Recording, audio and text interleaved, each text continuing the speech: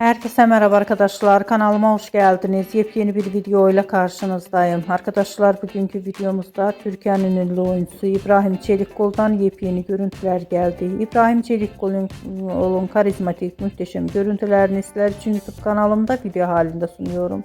Umarım beğenirsiniz. Arkadaşlar, videomu beğendiyseniz kanalımı izlemeyi ve bildirim butonuna basmayı unutmayın.